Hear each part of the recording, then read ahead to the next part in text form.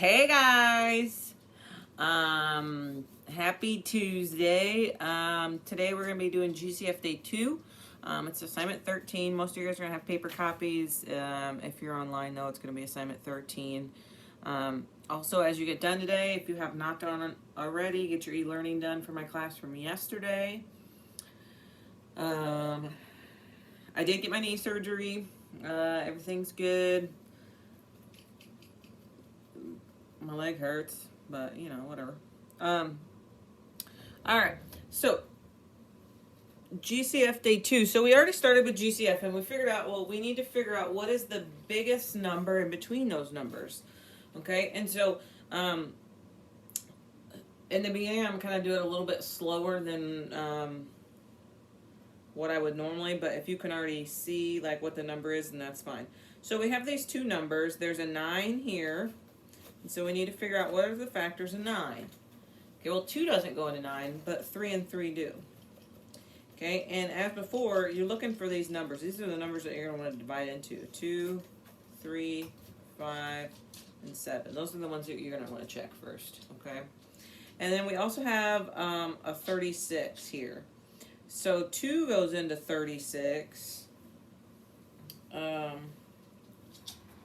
2 goes into 36, 2, 18, 16, I don't freaking know. Yeah, it is 18. Okay, and then we can say, well, 2 and 9, and 2 and 2. And so if we were to write all these out, for the 9, I have 3 and 3. And for the 18, I have,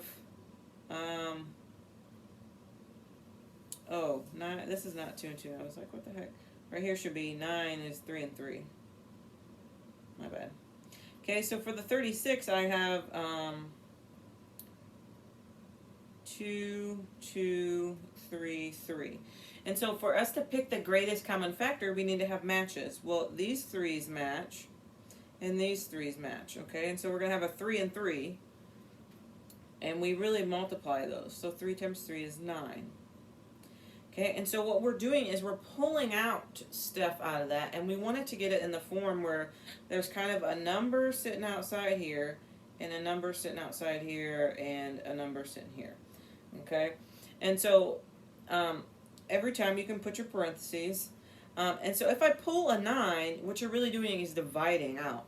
So out of the 9, if I take 9 on this outside here and divide it by this 9 on the inside here, I'm going to have a negative 1. And then what about 36? Well, if I take 36 divided by that 9 on the outside, I'm going to be left with a 4. Okay? And I'm going to show you kind of how to check these in just a minute. And then we need to look at the ends, okay? And I can only take the smallest amount of letters out. And so the smallest amount that I can take out between the two of those, I have an n to the 5 and n to the 2. And so the most I can take out, because the 9 has 5, 1, 2, 3, 4, 5.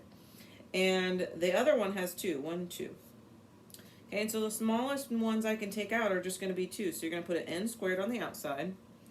Well, if we look at the first term where that minus 1 is, or this 9 up here, we can say, well, there's 5 there, so how many am I going to have left? And it's going to be 3, n to the 3. Okay, and we always keep our sign the same, so you can fill in a plus sign. Well, on the 36, if I took two n's away, how many do they have left? Well, they have none. And so if there's none, you don't write down none, okay?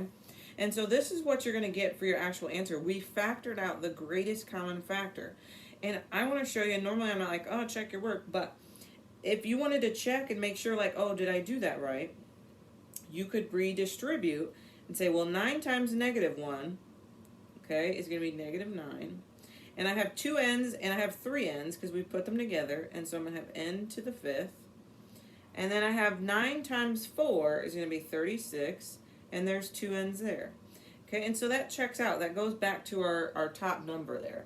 And so that's what we're doing. And I know for the first few, you're going to be like a little confused. So don't worry, just keep following along. Okay, and so if we look at 3, okay, I have 20. And so I need to find some factors of 20. Well, I got 2 and 10. And what about 10? It's going to be 2 and 5. Okay, and so that's all. We got 2, 3, 5, and 7. And so we know we factor all those. And for 30, I'm going to have 2 and 15. 15 divided by 2 doesn't work. 3 divided by 15 does. 3 and 5. Okay, and so what's the biggest number that we can pull out? Well, I have a 2 here and a 2 here. And I have a 5 here and a 5 here. Okay, and so on the outside, we're really going to have 2 times 5, which is going to be 10. And we can draw our parentheses. Okay, well, 10 times what is going to give me 20? Or you can look at it like 20 divided by the 10 on the outside, and it's going to be a 2. 10 times what would give me 30? 3. Okay, well, how many A's can I pull out? They both have to share, and so the 20 has 3 A's. The 30 has no A's. And so can we pull out, we got to pull out the same amount from both, and so we can't pull out any. And so you're going to have to put that A to the third back in there. And we always keep the sign the same. Okay.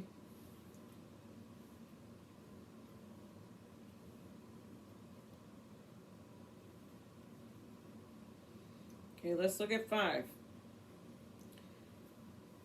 Okay, we need to find some factors of 50. So we're going to have 2 and 25. 25 we can do 5 and 5. Okay, and 10 we got 2 and 5, and that one can't go any further. And so we need to find our matches. Well, I got a 2 here and a 2 here, and a 5 here and a 5 here. Okay, and so you really multiply those on the outside, and so you can draw your parentheses. Well, 2 times 5 is going to give me 10. Okay, and so let's think about this. The minus sign and the plus sign are always going to stay. 10 times what gives me 50? And that's a 5. Okay, 10 times what is going to give me 10? Well, it's a 1. Okay, what I'm saying is, right here I'm saying 10 times what, question mark, would give me this 10. Okay. Let me just erase these. Okay, and then let's look at the ends. The 50 has 2, and the 10 has 1. So how many can I pull out from each? They have to pull the same number out from each. Well, I can only pull out 1. Okay, because then it's not, we have n and n and n. And so for our matches, we can take 1 from each. Okay, well, how many is going to be left on the first one? If I took 1 away from that 2 on the top, I'm going to have 1 left.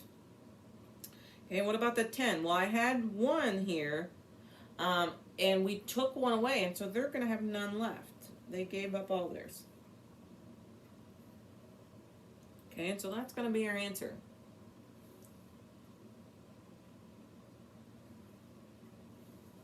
Okay, what is the biggest number that I can pull from 8 and 8? Okay, and I know some of you guys are going to be able to think, and it is 8, but some of you guys are going to be like, I don't. Okay, and so some factors of 8 are 2 and 4, and 2 and 2. Okay, for this one you got 2 and 4, 2 and 2. Okay, and so we can see that the same number of matches. We got 1, 2, 3 2s, 1, 2, 3 2s. Okay, and so 2 times 2 is 4, times 2 is 8. 8 is the biggest number I can pull from each of these. Okay, so 8 times what is going to give me this 8 on the top? Well, 8 times 1. Okay, 8 times what is going to give me this one? It's going to be a 1. How many P's can I pull from each? I got to pull the same amount from each. That way it's fair. And the answer is none, because the first 8 has no P's. And the second 8 has 2 P's. And so the amount of P's that they share are going to be none. And so the P squared's got to go back in here. Okay, and we keep our plus sign there.